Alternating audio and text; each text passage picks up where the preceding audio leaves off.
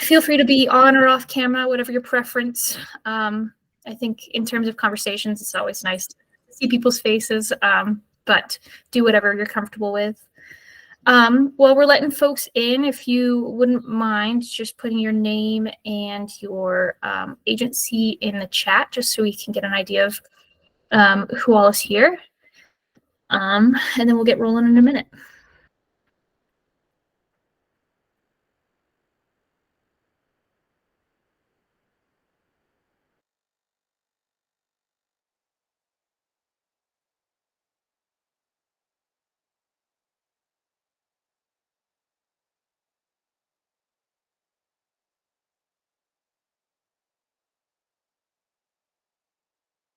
Alrighty, I'm not seeing any more pending invites right now, so we can go ahead and get started. So today's topic is landlord engagement. So we'll have a few presentations from some ESG recipient agencies, and then following that, we'll have just some time to have an open discussion about all of the things involved with landlord engagement. So we'll have some prompting questions just to kind of get the conversation flowing, but please jump in with your thoughts and experiences and any questions that you feel would be helpful to discuss in this space. This is really just an opportunity for us to learn and share from each other and learn new ways to engage and utilize ESG to support people and to get people housed. And if you could please, if you have questions during the presentation, feel free to throw them in the chat, and we'll kind of follow up with them after we've gone through all of the presentations, just to keep things moving. Yeah, just stay with the flow. So I'll go ahead and jump us off. I won't go through these really in depth, but just as a resource, ESG does have dollars through their homeless prevention and rapid rehousing components that are able to provide rent assistance and move-in assistance and that type of thing. So I'll share these notes in this slide deck after the presentation. So this is just kind of a resource for everybody. And this language you can find in our ESG policies and procedures as well. And just gives some information about what you can and can't use ESG dollars for in terms of housing and other sorts of housing-related expenses. So I'm not going to go through that just because we have a number of presentations, but obviously take some time to look at those at some point. And if you have specific questions, down the line, then please reach out to your grant manager, because that's what we're here for. With that, I will hand it over to Jody, and yeah. That was cute. Yeah, I think that's it. Good morning, everybody. I'm Jody Strauss. I'm the Executive Director for SHARE, the Domestic Violence Agency serving Morgan, Washington, and Yuma counties. We share a rapid rehousing grant with Help for Abuse Partners in Logan County. We've had many experiences with landlord engagement. Olivia reached out to me if I could talk more about it. So with rapid rehousing, Colorado Coalition for the Homeless has a landlord letter that they would like you to give to the landlord that you might be working with for rapid rehousing. It is helpful because it explains the program. It explains what we do. I'm a firm believer in face-to-face communication. So a lot of times we like to meet with those landlords, explain our program, explain that we do monthly home visits, and that the rental piece of Colorado Coalition for the Homeless is guaranteed, which generally helps most landlords. Although they may be concerned that they're on a program, it does help for the landlords to know that there's a guaranteed portion of rent. I think the more communication you can have with landlords, the better. We've had to mediate quite often in different situations with some of our rapid rehousing clients. And them knowing that they're able to talk to you. Now, fortunately, I'm in Fort Morgan. I'm in a small town. So I generally know most of the landlords that we're working with. They know me. They know that they can reach out to our staff or myself if there's a concern. And having that communication, trying to work through those things, and even mediate between a landlord and your rapid rehousing client is really important. I can give you an example of something that happened that was pretty egregious. We had a rapid rehousing client. She moved someone in that was on parole, recently paroled from prison. He was on a tether and a gun went off in the house. So that the management person for that rental was in communication with us enough. He felt comfortable to call us and let us know what happened. So instead of just filing a 3-day eviction, we were actually able to mediate a mutual rescission of lease for that client as not to set her up for other issues in the future. But that management person and our client signed a mutual rescission of lease, and she did leave the apartment, but it could have probably turned out much worse in that situation. I know that our area just received a large rapid rehousing grant that is going to be done through the Family Center. Hey Jody, we're having some Yes. trouble with your mic going in and out, and getting like louder and quieter. Do you mind just talking a little bit louder? Seeing if that helps. I have actually, Kat, never been asked to talk louder, but I will. No problem. And maybe it's because I'm moving around a lot. I'll try to stay still and talk. Sorry about that. So if there's any questions about anything I was just saying, please let me know. But we just received a large rapid rehousing grant that will be run through the Morgan County Family Center. With their grant, they also received landlord incentive funding. So that's for clients that may have a poor credit score or an eviction on their record. They can offer that landlord an incentive to, rent to that client and give them a second chance, basically. So I'm really appreciative of those incentives. While we don't have that in our rapid rehousing program, most landlords that we have worked with have been really good to work with. Their understanding of different situations and, mediating with landlords, it's really important. Communication is the key.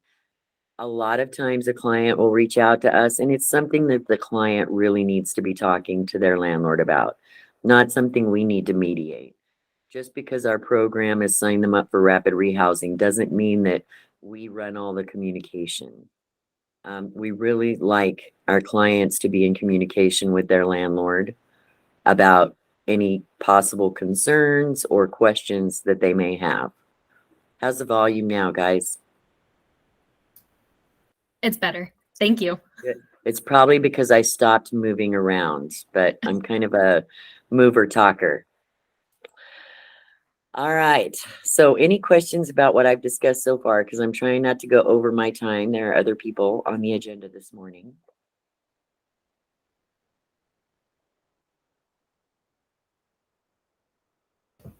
I think something that would be helpful is anything that's worked really well or anything that really hasn't worked well in terms of engaging landlords and kind of maintaining those relationships for both housing opportunities and just to continue supporting clients. If you have any thoughts on those things.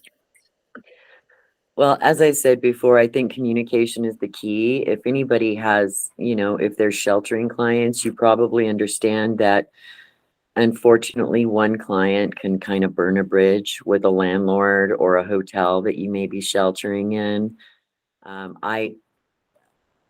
Speaking of landlords, I consider some of our hotels around landlord engagement because We use our hotels to shelter clients often that may be fleeing domestic violence. And we have had concerns with some of the people we've sheltered in hotels, either doing drugs, inviting friends over. And that's another thing. I maintain communication and a relationship with those managers at the hotels. They know that they can reach out to me if there's any concerns, and I definitely like to get those resolved as soon as possible, because I don't want to burn the bridges where we have safe places for our domestic violence clients to go. It's, as we all know, most things are about communication and understanding, compassion for landlords too. We have compassion for our clients, but we have to have compassion for those landlords that are giving our clients a shot.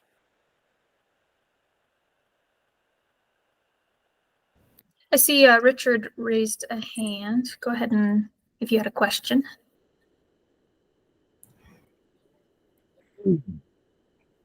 Yeah, Richard with Jewish Family Service. I have my situation is as I get clients, some of my clients are on the street. I don't have access to getting clients into some hotels or getting them into a temporary shelter so that I can work with them in getting them housed. Do we have access? How do I get access? Or is there a way of being able to get a client temporarily housed or something so that I can communicate with them and get them housed, be able to get them housed? Because it's really hard reaching them on the streets. And we don't have a street outreach team to get these people into shelters or to get them into a tiny home or something for temporary housing. So it's really difficult working with getting them housed when it's hard to keep that communication with them. Are there resources for that? That sounds like an Olivia question. Well, sorry about that. That's okay. That's okay, Richard. That's fine. I like Olivia questions.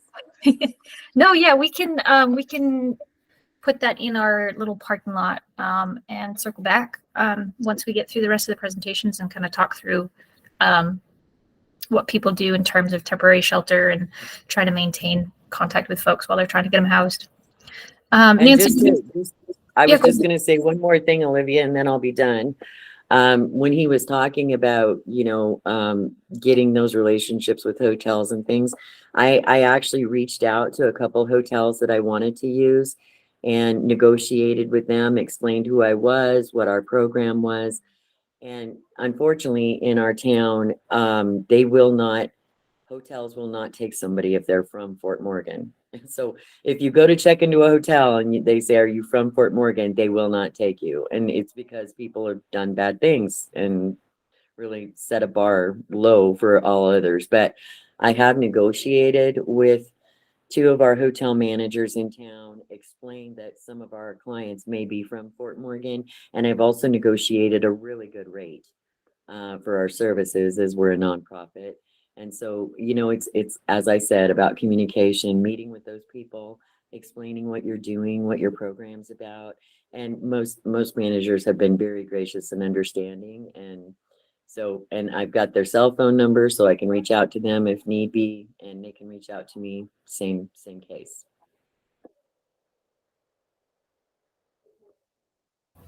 awesome. Thank you, Jody.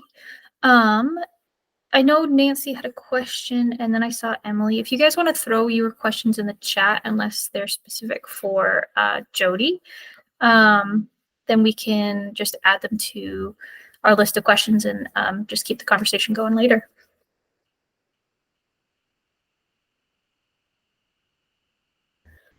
And thanks, Jody. And I will pass it over to Housing Catalyst with Tracy and the other folks on that team. And I will, did you want me to share this slideshow? Okay, cool. Yes, please. And can you hear me all right? Yes, we can. All right, I was having mic issues before, so thank you. If you'll share, I'll just start.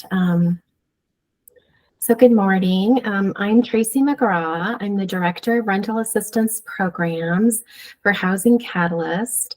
So we appreciate the opportunity to be here this morning. I'm bringing the perspective of a housing authority then to you regarding support of landlords.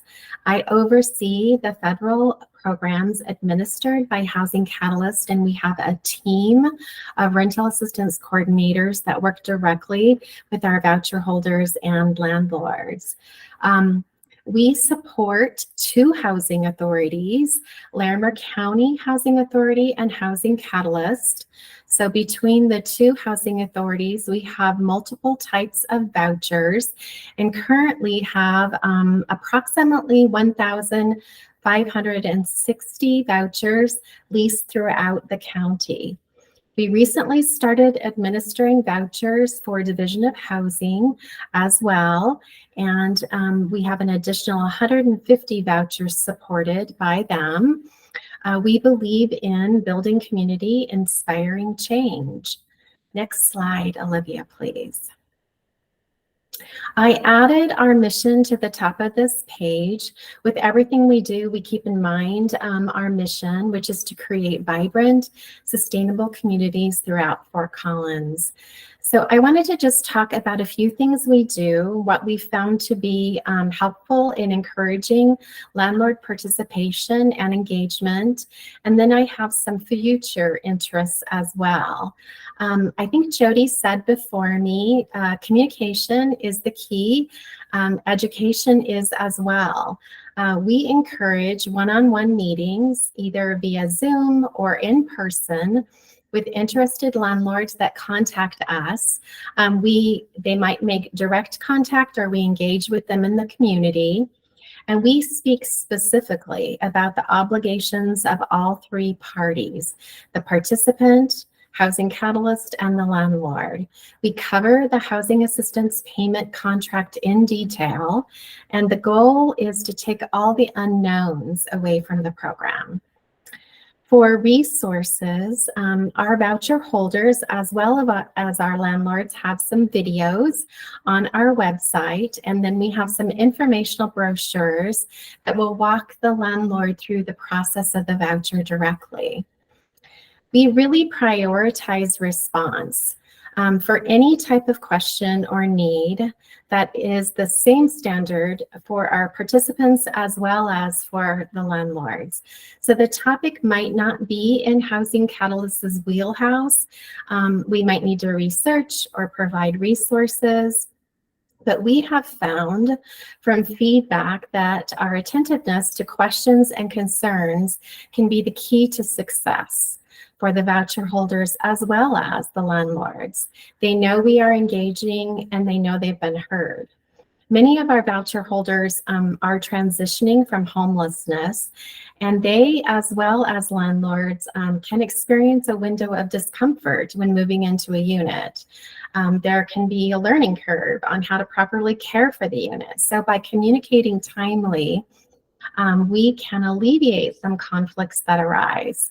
We know by making the connection, it really does bring opportunity to our voucher holders, as landlords tend to reach out to advertise open units. We also notify our voucher holders that are searching if a unit is turning over to try to minimize the vacancy for that property.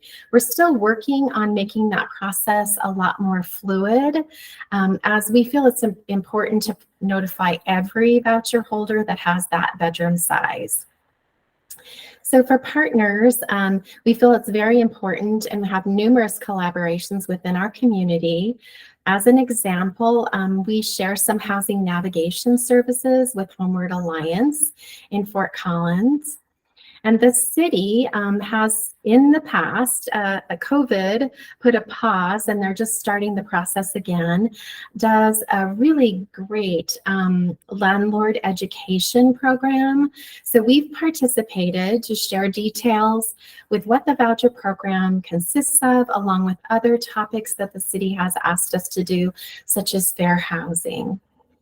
For additional services that we provide is we have a software portal. Landlords can access that 24/7 to get like direct deposit payment information, review their ledger. They can also identify who is the coordinator supporting that family so they can easily communicate directly with that coordinator if they have questions. Additionally, they can get results of any inspections that we might have at that unit on the portal. The payment standards, this is the amount of subsidy provided to our participants, and housing authorities are required to set the subsidy support at 90 to 110% of the current fair market rents. So we carefully evaluate this every year to review our leasing trends and also success rates. Our goal is to help our participants lease successfully, as well as support as many families as possible. And annually, we also review the utility allowances. This is the support we provide for any utilities that participants have to pay directly. Landlord organizations, this is a great way to get connected in the community. We work with several landlord organizations, and one of our rental coordinators is actually on the board of the Northern Colorado Rental Association. Appreciation, we do that annually with a biennial or a biannual celebration for our landlords. But really, appreciation isn't just the focus annually, it's consistently and with genuine interest. I have always said that it is person-to-person engagement, and that is the key. So for future interests, I listed a few things that we're working on. We'd like to add some QR codes for simplicity to access information. In 2022, we became a moving to work agency. And what that does, it allows us some flexibility to customize our support to really meet the community needs. So we are exploring the use of funds to offer a leasing bonus to first-time landlords or those that haven't worked with Housing Catalyst or Larimer County Housing Authority within the last 3 years. We're also looking at possible mitigation for damages beyond the participants' their security deposit. Currently, we have a resident advisory board, but we'd like to have the same opportunity and work with some landlords for a landlord advisory panel. We've surveyed landlords in the past, but we'd like it to be a much more comprehensive feedback, interactive process. And again, then education, really. You know, it's offering topics such as fair housing, the new tenant protection laws. Our goal would be that all parties are meeting the obligation they have to support and ensure that our families are a safe place to call home. Have a safe place to call home. So thanks for the time today, and I'm open to discussion further in our presentation.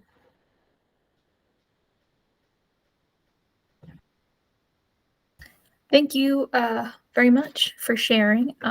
Yeah, I mean, we can, we have a couple minutes if people have specific questions about any of the work that Housing Catalyst is doing. Otherwise, we can just keep moving and put questions that come up in the parking lot and just hear from Family Tree. Let's see. Does anybody have specific questions about the work that Housing Catalyst is doing? Yes, I will plan to share these slides and notes and also this recording, and they'll be up on our DOH ESG website as well, just for future access.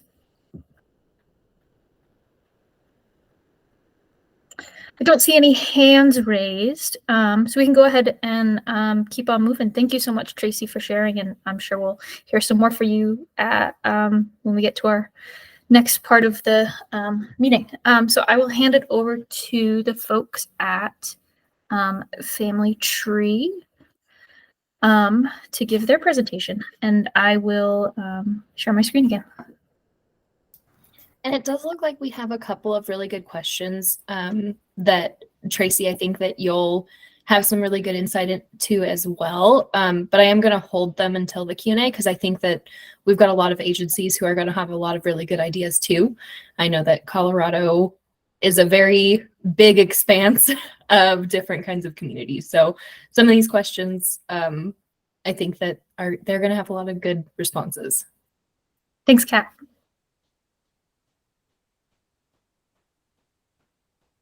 I will share my screen again.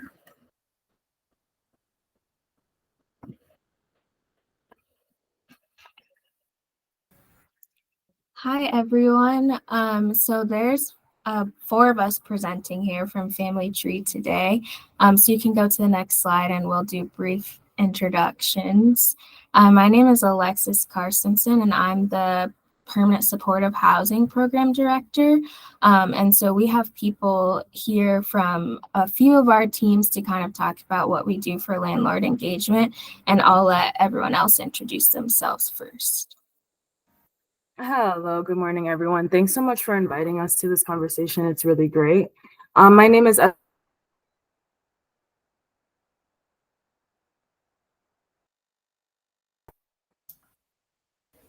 Uh-oh, you froze there for a second. Would you mind just introducing yourself again? Sorry about that. Sure, no problem, and thanks for that. My name is Essence Coxum, and I'm a housing specialist for permanent supportive housing. And my name is Miriam Polson. I'm a housing case manager for a rapid rehousing program.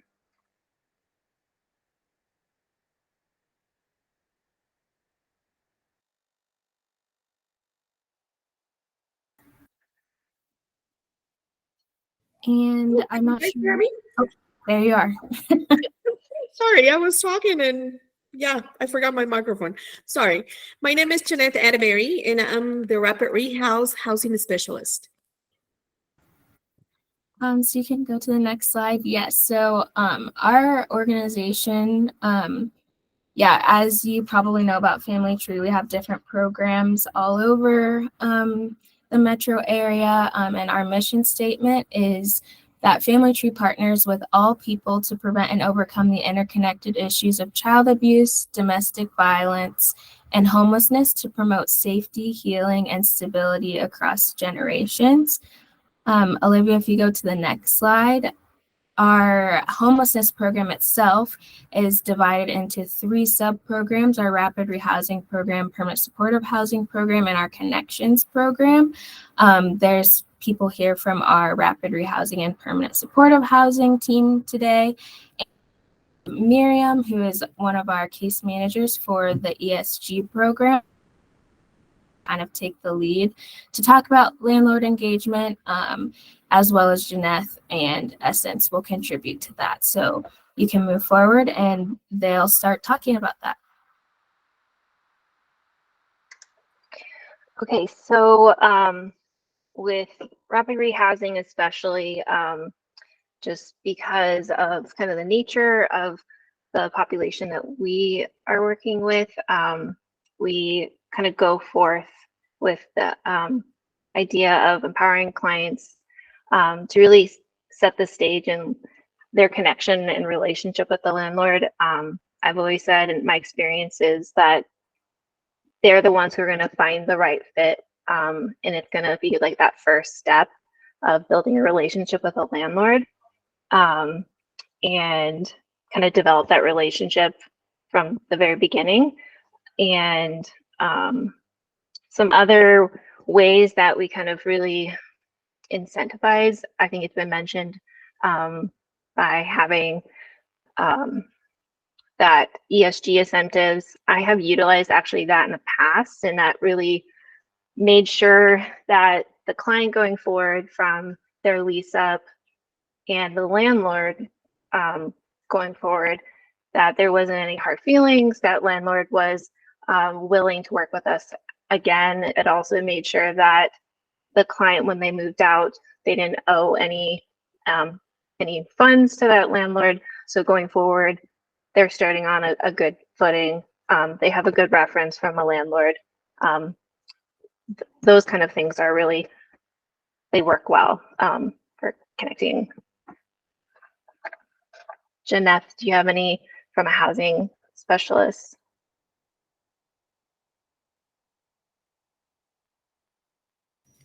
My microphone. Um, what we do is more empowering the client to go find where they wanted to live, because they're the ones they know if they wanted to do something close to the child's school, close to the store, close to public transportation. So I encourage them to go look for their place first, and if they're having hard time, because I connected with them every week to see how are they doing, and if they have a hard time, then I send them a list of landlords that they have any availability at that time, and then they can make the connections. However, we always work with clients and landlords together, so that way we make sure that it's a good fit for both of them. And if we have to pay double deposit to encourage the landlord to work with our clients, we can do that, double deposit first month's and last month's rent. Yeah. Absolutely. And I love all of those. They're pretty similar to PSH on our end. But sometimes for PSH, it might look like teamwork of case management. And that might be, the case manager initiating that engagement with the landlord.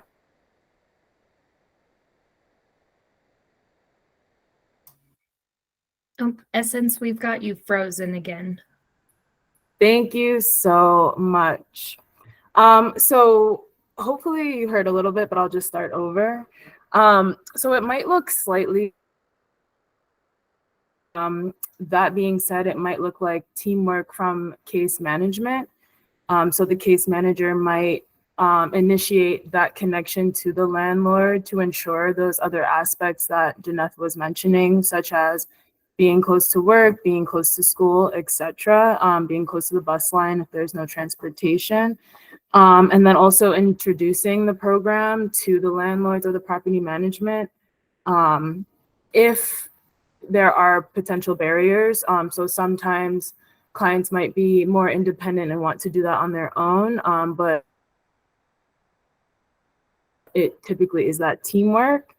And then, of course, again, maintaining those relationships with property management and landlords.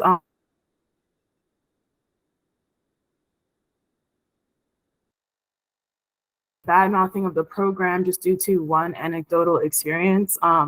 So, for example, during an inspection, I might literally, after inspecting, ask, hey, do you have other units that are available?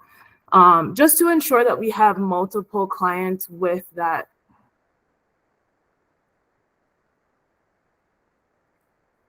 You're freezing. Oh, thank you. Just to be sure that, there are multiple clients as an example to show like, hey, that's fine that, maybe one client did damage the unit, but we do have these 5 other clients that did not do the same thing. Also, too, we do offer those double deposits sometimes. In my experience, I have waited for the landlord to request that. And then, of course, if there is any damage to the unit, those damage deposits as well.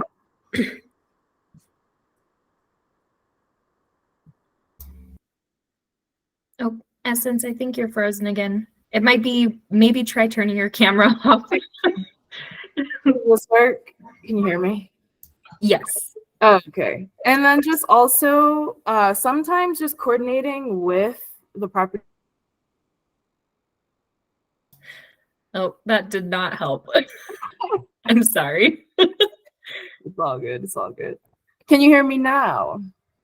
Yes. Oh, okay. Awesome.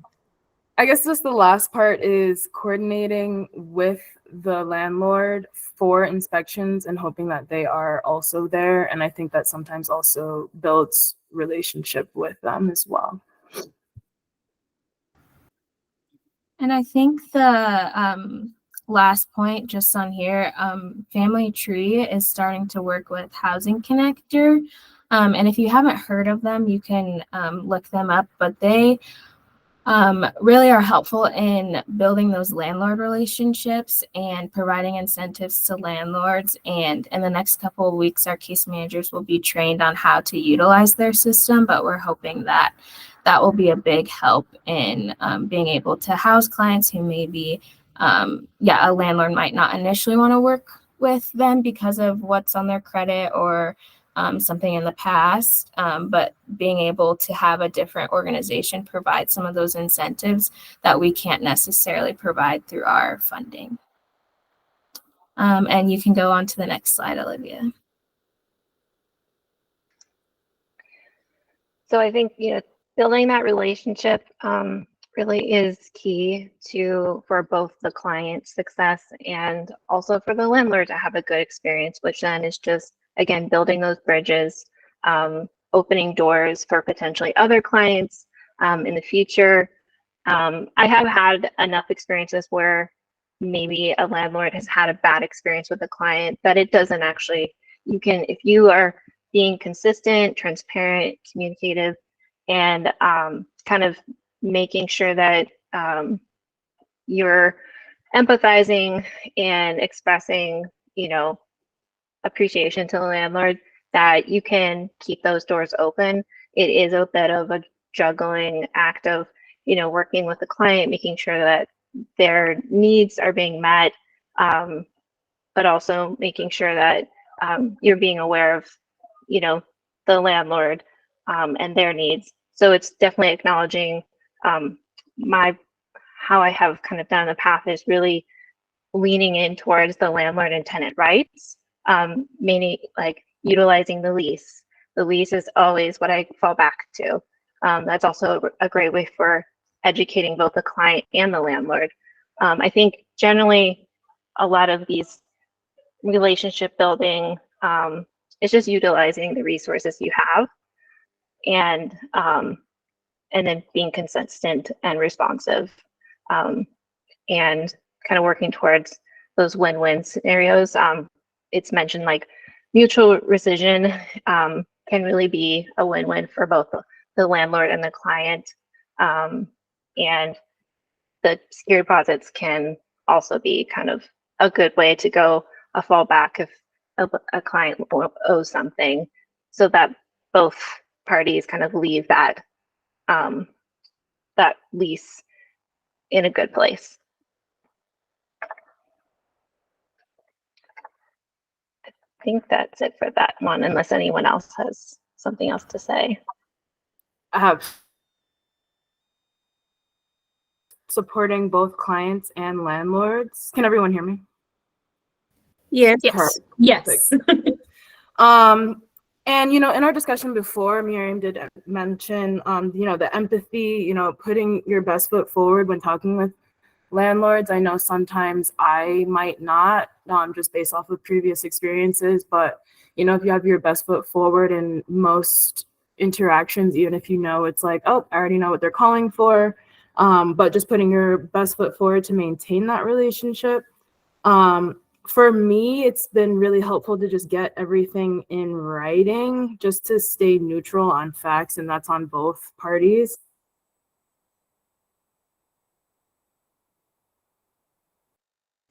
Can't hear. Oh, No, we can. oh, perfect. Thank you.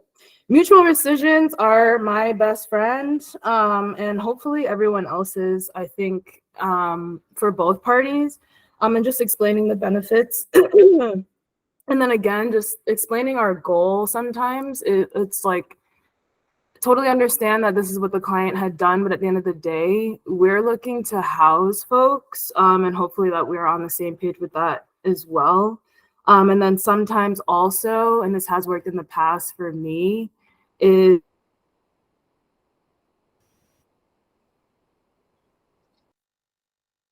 Oh, Essence, we've got you frozen again.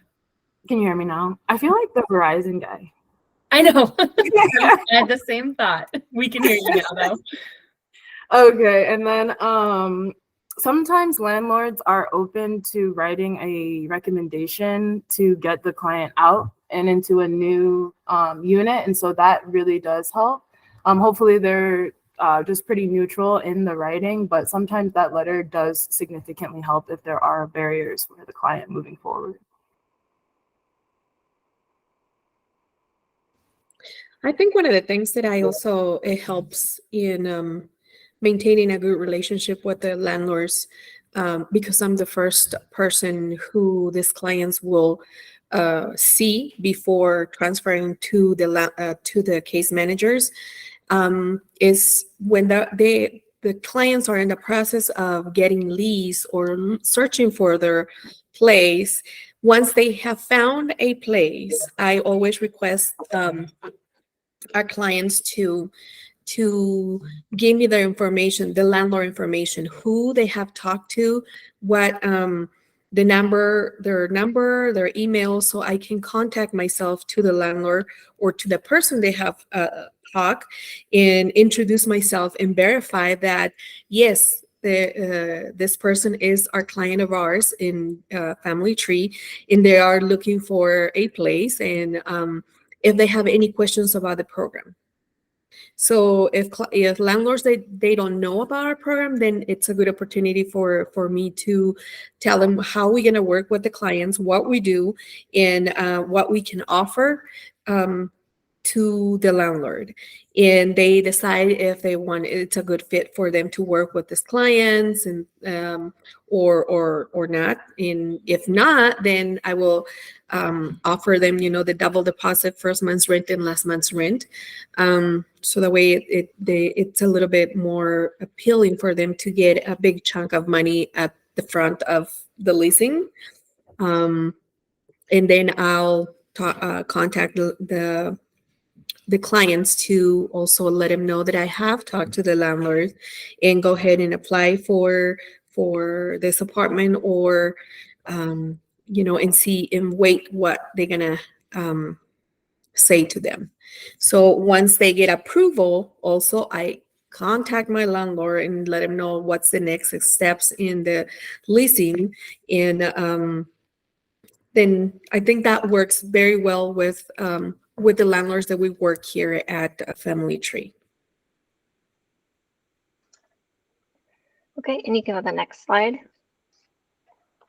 I think we've kind of gone over a lot of this, just being transparent, empathizing with landlords, letting them know we're involved and that we can help kind of navigate those situations. I think those are always opportunities to also work with a client to, work on those landlord skills. That is hard for, I think, anyone who rents, dealing with a landlord. So, and that's just going to set them up for success in the future. Another thing that both PSH and Rapid Rehousing has done in the past is provide thank you cards and follow-up emails, just kind of maintaining that door.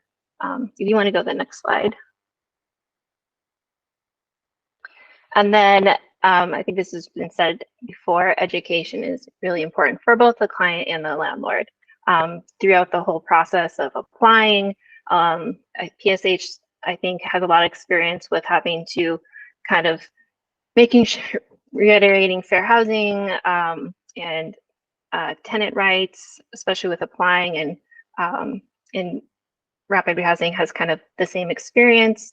One thing that I think is always important is going through that lease. So lease up, making sure that all parties are present and we're going through the lease and not just kind of signing documents, because that lease is going to be a really important part of their relationship with their landlord.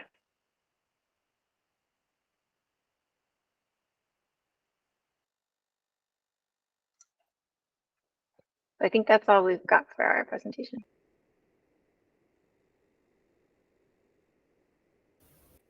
Awesome. Thank you so much to all four of you for sharing and presenting. And thanks to our other presenters, we can kind of shift focus a little bit, and we have about 15 minutes to do sort of an open discussion, open Q&A. We've gotten some great questions in the chat, and we also came up with just some other prompting discussion questions. So we'll just kind of shift and jump into that. Let's see. One of the questions I see is guidance around communicating with landlords for clients. And I think that can also involve, you know, how do you recruit landlords, and how do you kind of maintain these relationships to support ongoing housing opportunities and maintain housing. So if anybody wants to jump in on any of those points, feel free to just hop off of mute. Hello, it's Jody. I was just going to say, we don't necessarily, I don't know how other programs work, but we don't necessarily recruit landlords. In fact, I think it's very important when we have a client come in and they're eligible for rapid rehousing, they find it, the place. That's how they get empowered, by doing it themselves. And so sorry, my feral cats are on the move. My ring is telling me so. Anyway, we don't recruit them, but we do talk to landlords once our client has found an appropriate place.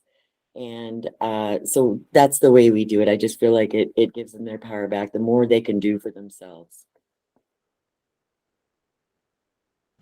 So that was my question in general, and I wanted to what I struggle.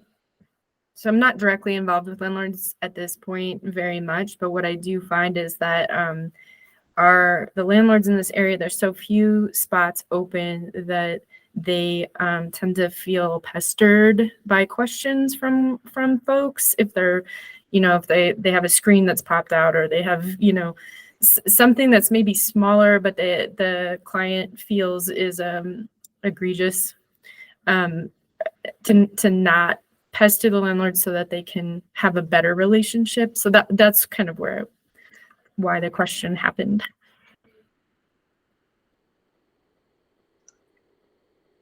I guess for me, my experience, just like kind of scenarios like that, I always kind of reiterate to the client is that, you know, this, you know, it is your responsibility to tell the landlord. So of like a screen popping out, because later on, you know, if they get through the lease at the end, that screen is still going to be an issue, and it's then going to be directed towards them. So you got to get upfront and just make sure you're communicating with landlord. And I just kind of express, like, I don't like telling my landlord about things. I feel like nervous and like it's going to be blamed on me, but it's always going to benefit them later on. And I always kind of emphasize that, like, later on, it's still going to be an issue. And as much as it's irritating, it's also their responsibility to maintain the property. And they want their property because this is their money making, because how they make money is maintaining this property. So I always kind of try to go from that perspective.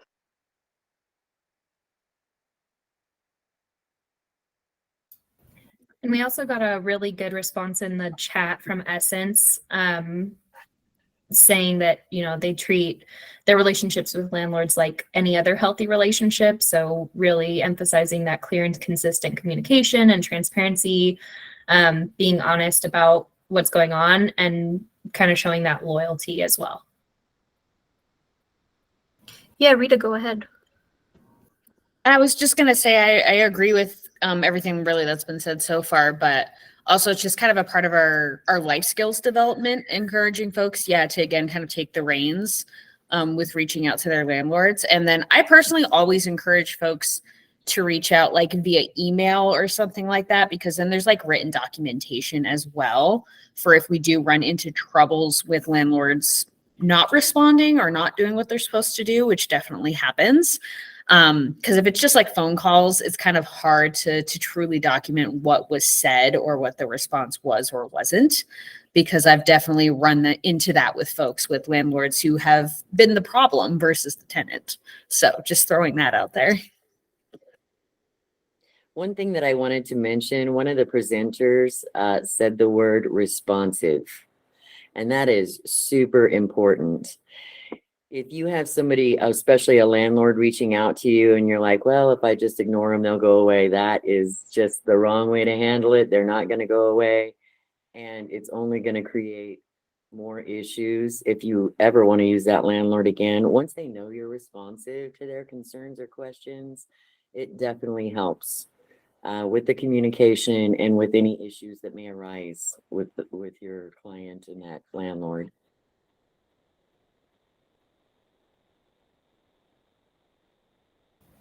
Thanks, everyone. One of the questions that came up kind of off of that was for agencies who aren't recruiting landlords, how are you still creating partnerships to learn about future rental properties? And how are you, what techniques or systems are you using in order to kind of create that housing inventory for your clients?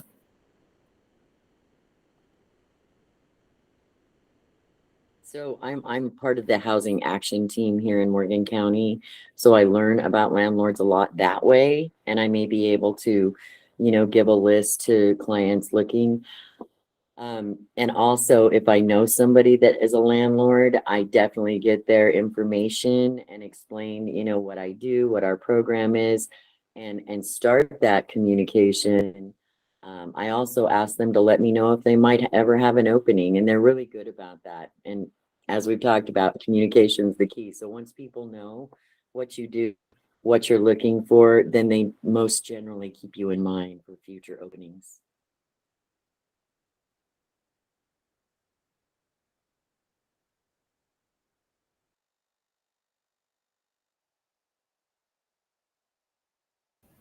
Any other thoughts?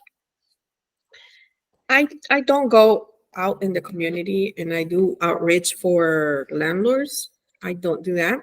However, what I do is to search on the web, Zillow, apartments.com, any website that has information about landlords, and kind of first screen what area that the client wants to stay in, what is their, if they are approved, if they got approved for a 2-bedroom, 1-bedroom, the kind of income that they want.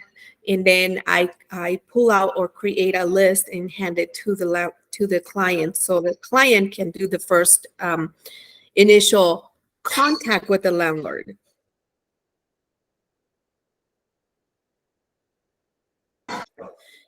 And then that's pretty much how I do it. And once there is a new landlord, then I keep in contact with the landlord and create my own database of landlords that they are working with our clients, or the clients that already are in our program for more than 6 months or things like that. Then I also pull those names from those clients for the landlords and make a connection like that.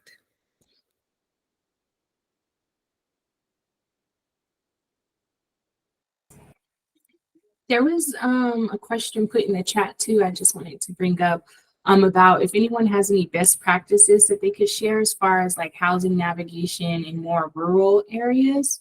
Does anyone have any experience with that they can share? I think that would be really helpful.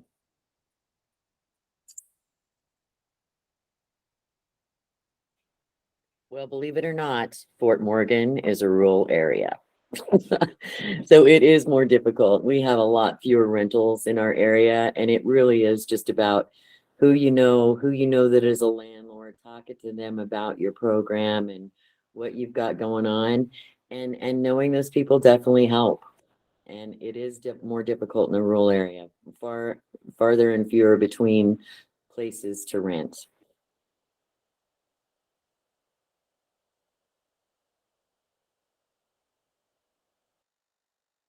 Yeah, go ahead, Alex.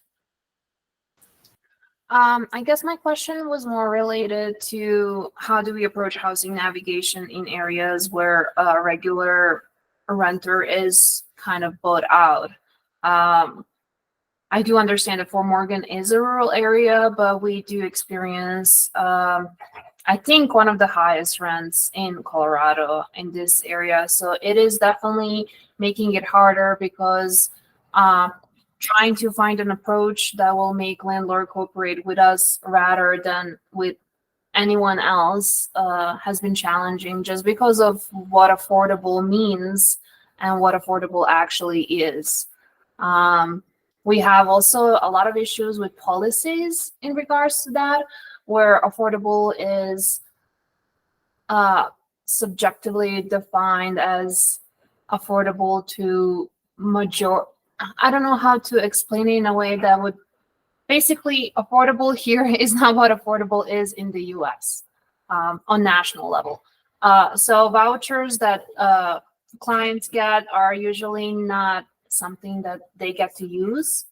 So I guess my question was more like, do we approach housing navigate? I mean, if anyone has experience with it, of course, should we approach housing navigation more as something that we should build inventory, or should we go case by case according to the needs that are presented? Because as I said, people wait for like around sometimes even 2 years for vouchers, and we had a lot of cases where people just lose their voucher because they can't find anything that they can afford with the voucher that they got. So that was the question that was related to it. It's not just about lack of housing, it's more about lack of financial support for housing that we have here, for sure. And thank you for all of your sharing thoughts and experiences. I really appreciate it.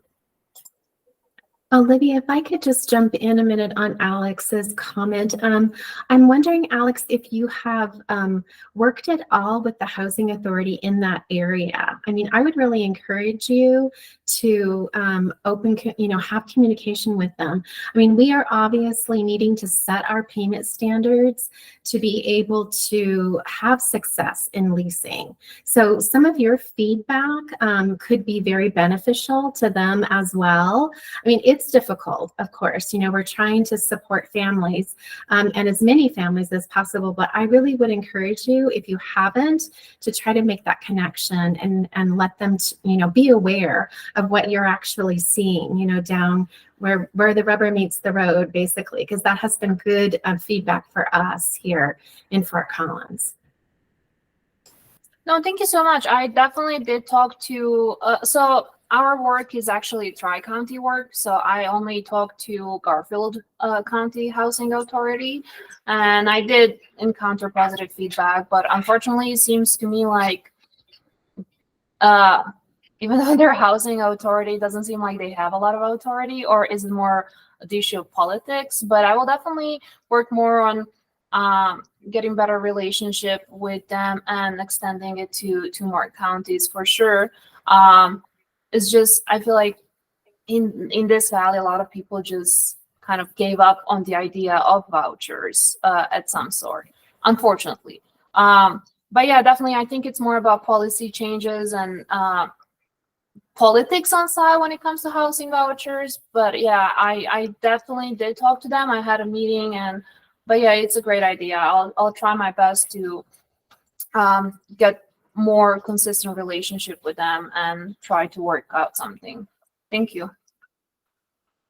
And if you can just please let me know what was the feedback at Fort Collins from Housing Authority, and what were the changes that were made? So we do get feedback from our housing navigators as far as what they're seeing out there, because we're doing a market study, but they are the ones that are out there really connecting. And so they're giving us feedback on changes in the market, maybe specifics. There's a lot of leases that have some hidden service fees. You might, be watching for those types of things. So that's helped us to also look at, where are we setting our payment standards to support as many as possible. Thank you so much. I really appreciate it.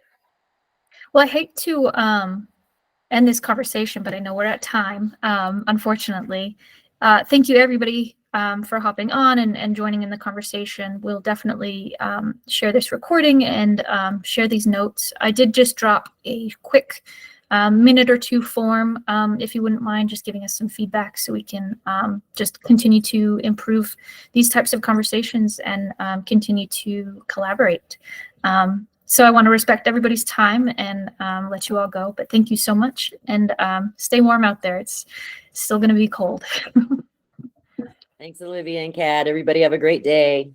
Thank you. all. Bye-bye.